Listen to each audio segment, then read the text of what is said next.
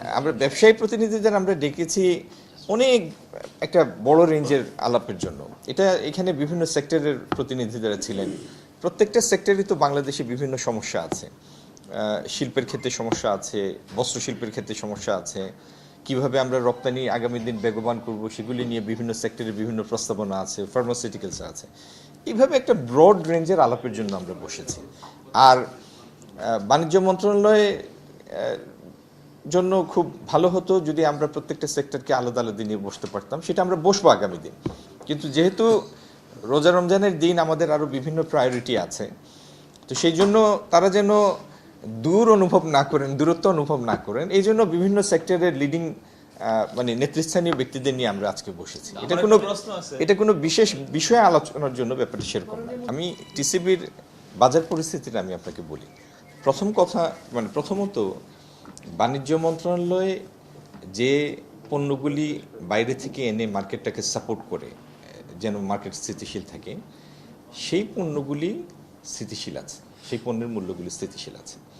আরেকটা হলো কিছু কনসপিকিউয়াস কনজাম্পশন থাকে, হ্যাঁ, যেমন রোজার আগের দিনই বা রোজার 2-3 দিন আগে আমরা একসাথে 1 মাসের বাজার করি, তো এটার তাৎক্ষণিক কিছু প্রভাব মার্কেটে পড়ে।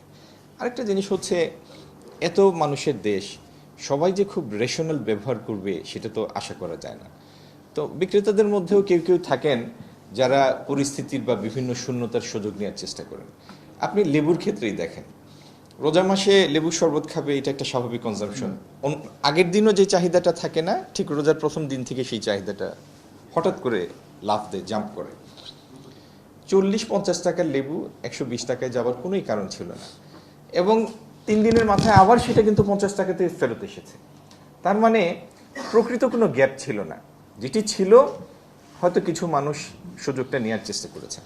তো এমনি বাজার স্থিতিশীল আছে। আর আপনি বিশেষত টিসিবির ট্রাকের সাথে যে ঘটনাটা বললেন, অত্যন্ত দুঃখজনক। মানে এরকম কিছু ঘটনা মানে দেখা মাত্রই সবার মন খারাপ হয়ে যায়, এরকম একটা ঘটনা। এগুলি হওয়া উচিত না।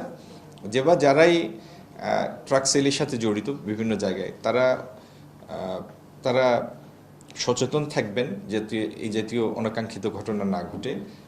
এটাই আমার সবার প্রতি, আমার কর্মকর্তাদের প্রতি আমার সেটাই নির্দেশ, আর সংশ্লিষ্ট সবার প্রতি আমার সেটাই অনুরোধ। আপনারা একজন মিনিস্টার আপনাদের ক্যাবিনেটে বলেছিলেন যে চাঁদাবাজির যে বিষয়টা, আমরা বহুদিন থেকে কাজ করি, পণ্য পরিবহনে বড় সমস্যা হচ্ছে ঘাটে ঘাটে চাঁদা দিতে হয়, সেটা ঢাকায় এসে পৌঁছাতে কয়েক দাম বেড়ে যায়, কৃষকরা সেই টাকাটা পান না। আগের অনেক মিনিস্টার অনেক আশ্বাস দিয়েছিলেন, আপনি আসলে এটা বন্ধ করতে পারবেন কিনা বা কি কোনো পদক্ষেপ নেবেন কিনা? আশ্বাসে তো কাজ হয় নাই না, সুতরাং আপনি আমার থেকে আর আশ্বাস নিয়েন না, অপেক্ষা করেন, আপনাকে ইনশাল্লাহ আমি কাজ করে দেখাবো। নন ডিসক্লোজার এগ্রিমেন্টটা ছিল চুক্তির আলাপ আলোচনাকালীন সময়, মানে ডিউরিং দি নেগোসিয়েশন পিরিয়ড। আর দ্বিতীয়ত, এই চুক্তি বিষয়ে আমি প্রথমেই আপনাদের অনুরোধ করেছি, চুক্তিটা একটা সেন্সিটিভ ইস্যু, দেশটাও সেন্সিটিভ একটা দেশ আমাদের জন্য, বিভিন্ন কারণে গুরুত্বপূর্ণ পৃথিবীর মধ্যে।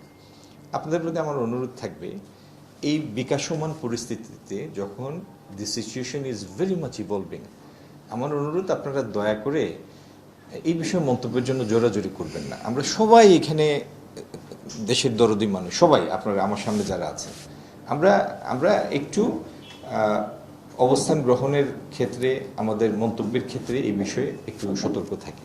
একটা বিষয় একটু জানার দরকার ছিল, সেটা হচ্ছে যেহেতু আগে 19% রোহিত হয়ে গেছে ইতিমধ্যে তাদের আলোচনার মাধ্যমে, এখন 10%, এটা কি আসলে আমাদের রপ্তানির জন্য সুবিধাজনক মনে করছেন আপনারা? না, 19% যেটা ছিল সেটি ছিল বিভিন্ন দেশের ক্ষেত্রে বিভিন্ন রেসিপ্রোকাল ডিউটি, মানে ট্যারিফ ছিল।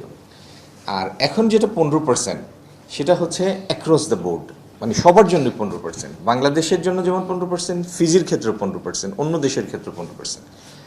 যে আইনের বলে আগের ট্যারিফটা ধার্য হয়েছিল, সেই আইন সেই ট্যারিফটাকে সাপোর্ট করে নাই, সুতরাং সেটা অবৈধ। এখন নতুন যে সেকশন 122 অধীনে যেটা করা হয়েছে, সেখানে অ্যাক্রস দ্য বোর্ড সবার জন্যই এবং একই ট্যারিফ। এখন সবার জন্য একই ট্যারিফ, এটা সুবিধা অসুবিধা সেটা আপনি নিজেই ব্যাখ্যা করতে পারেন।